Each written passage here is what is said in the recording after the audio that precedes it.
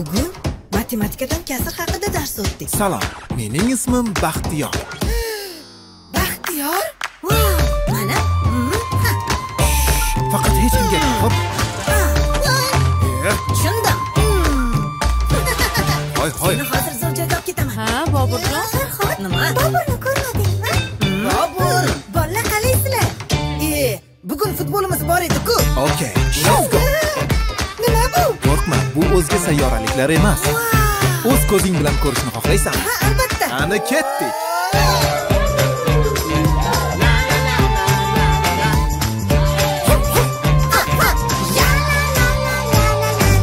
Rus tili darsidan yordaming kerak. Qalpoq qilib tashiyman. Nachili. Baxtiyor, ingliz tilini o'rgat. Okay, my friend. Go. I'm ready. Baxtiyor, matematikadan qiynaldim. Istasang kombinatorik uslubini o'rgataman. Nima? Kombinatorik uslubi? Baxtiyor. Uyg'on. Nima? Kim u? Qani? Uyquni ham beliga tepdinglar. Shunaqa ham ko'p uxlaydimi? Meni professor desanglar ham bo'ladi. Bobur, kitoblardan ehtiyot bo'lib foydalan o'g'lim. Xo'p bo'ladi oyijon. Baxtiyor bizga o'rgat. Xo'sh. Endi bildim. Kerakli 5. Nima? Qani Yulduz? Qizimmisan? Bilmadik. Yo'q, bunday. Tushundim. Rahmat.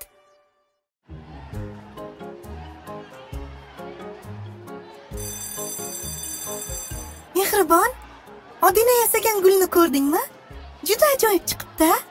Ha, Laylo tikib kelgan ko'ylakcha undan ham zo'r chiqibdi. Bezaklarini aytmaysanmi? Menga ham eng yoqqani shu bo'ldi. Ey, Mehribon, qara. Ustozimiz vazifa xamir qorishni o'rganish dedilar. Shunda biz keyingi darsga xamir qorishni o'rganib borishimiz kerakmi? Yo'q, men noto'g'ri tushunibman. Ustoz keyingi darsda xamir qorish mavzusini o'tamiz. Shuning uchun uylaringda xamir qorish haqida tushunchaga ega bo'lib kelinglar dedilar. Ha, endi tushundim. Lekin baribir biz xamir qorishni bilmaymiz-ku. Gaping to'g'ri. Xovana o'tirgan Boburmi? Ha, Bobur. Bobur bilan birga borib, Baxtiyordan so'rasak-chi? Axir u hamma narsani biladi-ku. Ha, shunday qilamiz. Bobur. Ha, nima deysizlar? Bobur, Baxtiyor uydami? Bizni undan so'raydigan narsalarimiz bor edi. Qiziqsan-a? Nima, Baxtiyor biror yerga ketarmidi? Albatta uyda-da. Nima so'ramoqchisizlar o'zi? Bizmi? Biz undan xamir qorish haqida so'ramoqchimiz. Ha, unday bo'lsa juda yaxshi. Qani ketdik. Birgalashib so'raymiz. Mana, men nima degandim?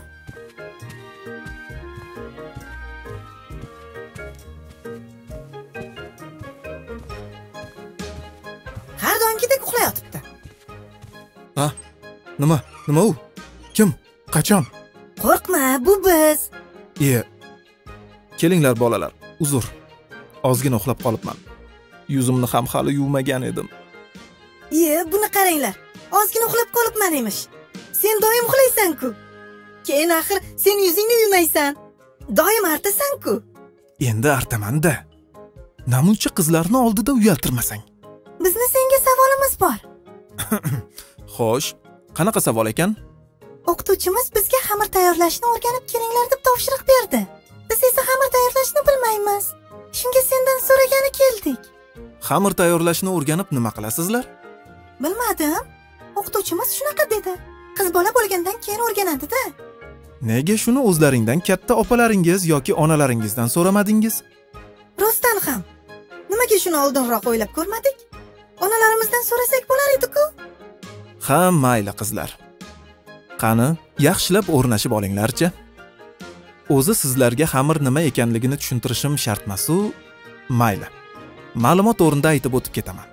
Xamir un, suv, sut, yog', tuz qo'shib qorib tayyorlanadigan mahsulot. Xamir turli taomlar, non, qandolatchilik va makaron mahsulotlari, shirinliklar tayyorlashda ishlatiladi. Qatiq solib qorilgan xamir ko'p chiydi va tez oshadi. Xamir chuchmal bo'lib qolmasligi uchun ozgina tuz qo'shiladi. Xamir tayyorlashda suv o'rniga sut qo'shilsa, xamir ancha sifatli va mazali bo'ladi. Agar sut topilmasa, quruq sutdan ham foydalanish mumkin. Faqat quruq sutni solishdan oldin uni yaxshilab eritib olish kerak. Xamir ichiga solingan masalliqlarga qarab 2 yoki 3 soatda oshadi, ya'ni ko'pchib tayyor bo'ladi. Xamir tayyor bo'lgandan so'ng uni tindirish uchun havo harorati issiqroq joyga qo'ygan ma'qul.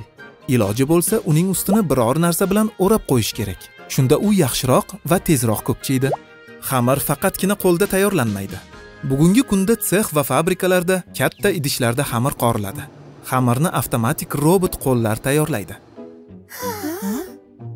Chunki bu xamirning miqdori katta va oddiy odamning unga kuchi yetmaydi. Xamir qorishdan avval biror pishiriq yoki tavom uchun xos qilib tayyorlanadi. Xamir tingandan so'ng uni shu maqsadlarda foydalaniladi. Masalan, endi tayyor bo'lgan xamirdan non tayyorlash mumkin. Xamirdan tayyorlanadigan eng mashhur mahsulot bu non. Nonni bizni o'lkalarda asosan tandirda tayyorlanadi. Shuningdek, pechlarda ham pishiriladi. Shuningdek, xamirdan turli xil xamirli taomlar tayyorlanadi. Masalan, manti, somsa, chuchvara, lag'mon va shu kabi taomlar. Lekin bu taomlarning ham xamirida farqi bor. Misol uchun, chuchvara uchun xamir yupqa qilib yoyiladi. Somsa yoki mantiga esa xamir sal qalinroq qilib yoyiladi. Agar siz birorta xamirli ovqat tayyorlamoqchisiz, lekin xamir qorishga erinayotgan bo'lsangiz, bugungi kunda do'konlarimizda tayyor xamirlar ham sotiladi. Mana xamir tayyorlash haqida ham bilib oldingiz. Xamirdan tayyorlanadigan mahsulotlar haqida ko'p gapirishimiz mumkin, chunki ularning turlari ham juda ko'p. Masalan, biz doim sevib iste'mol qiladigan pishiriqlarning turi son sanoqsiz. Bu pishiriqlarning deyarli har biri uchun o'ziga xos xamir tayyorlanadi. Meni bitta savol o'ylantiryapti. Xo'sh, qanaqa savol ekan? Oldingi zamonlarda ham odamlar nonni tandirda yopishganmi? Balkim yopishgandir. Chunki tandirlar azaldan mavjud bo'lgan. Olimlarning aytishicha, tandir ixtiro qilinishidan ham oldin odamlar nonni qizigan toshlarga yoki toshlarni olov yoqib qizdirib, keyin unga non yopishgan. Menda ham bitta savolim bor edi. Xo'sh, nonvoylar ishlatadigan tandir nimaga boshqacha bo'ladi? Ya'ni ularning pastki qismi yo'q bo'ladi. Nonvoylarning tandiri katta bo'ladi.